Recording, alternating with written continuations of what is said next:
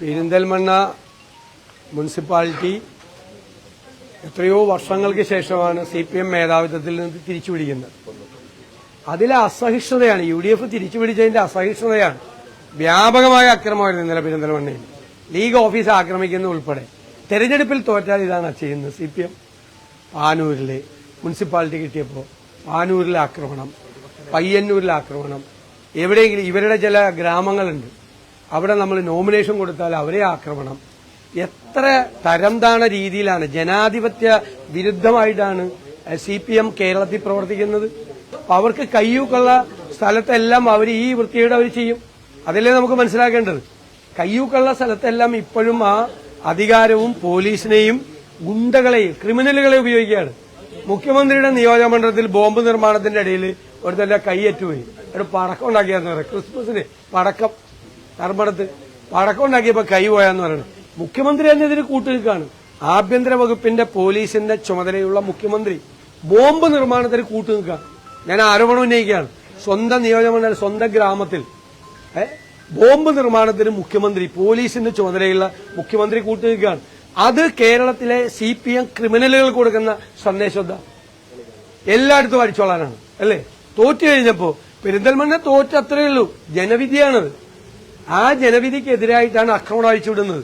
League office ആക്രമിക്കുക, അക്രമം അഴിച്ചുവിടുക വ്യാപകമായി. ആരെ ഭയപ്പെടുത്താനാണ് നിങ്ങൾ നോക്കുന്നത്? ഞങ്ങൾ എന്താ പേടിച്ചോടി വീട്ടിൽ പോയിരിക്കോ? നിങ്ങളുടെ ഈ ഇത് കണ്ടു കഴിഞ്ഞാൽ ഒരു തെറ്റിദ്ധാരണ നിങ്ങൾക്ക് വേണ്ട. ജനങ്ങളെ ശക്തമായൊരു താക്കീത് തരാൻ വേണ്ടി കാത്തിരിക്കുകയാണ്. അത് മറക്കണ്ട. അല്ലെന്ന് അവർക്ക് അസഹിഷ്ണുതയാണ്. തോറ്റത് ഉൾക്കൊള്ളാൻ പറ്റില്ല. ജനാധിപത്യ വിരുദ്ധമായ സമീപനമാണ്. ഞാൻ പറഞ്ഞത് ഇത് ഇടതുപക്ഷമൊന്നുമല്ല, ഇത് തീവ്ര വലതുപക്ഷമാണ്. ഒരു ഫാസിസ്റ്റ് സമീപനമാണ്. ഇത് ഫാസിസമാണിത് ഈ കാണിക്കുന്നത്. എതിരാളികളെ ഇല്ലാതാക്കുക, ഭയപ്പെടുത്തുക, മനസ്സിലായില്ലേ? കേസെടുക്കുക.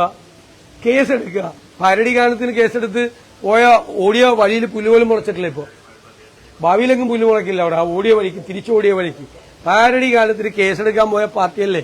ഞാൻ പറഞ്ഞല്ലോ, ഇവരെ ഇടതുപക്ഷമല്ല, തീവ്ര വലതുപക്ഷമാണ്. ഫാസിസ്റ്റ് നിലപാടാണ്. അതാണ് ചെയ്യേണ്ടത്. എനിക്ക് ഗവൺമെന്റിനോട് പറയാനുള്ളത്, ഇതര സംസ്ഥാന തൊഴിലാളി ആൾക്കൂട്ട കൊലയുണ്ടായി. നമ്മളെല്ലാം അപമാനഭാരത്താൽ തലകുനിച്ച് നിൽക്കുന്ന ഒരു സ്ഥിതിയാണ്. മലയാളികളാണ് അത് ചെയ്തത് എന്നതിന്റെ നാണക്കേട് നമുക്കുണ്ട്. എന്റെ ഉള്ളിലുണ്ട്, അപമാനം ഭാരം നിറയുന്നുണ്ട്. അതുകൊണ്ട് ആ കുടുംബത്തോട് നമ്മൾ നീതി പുലർത്തണം.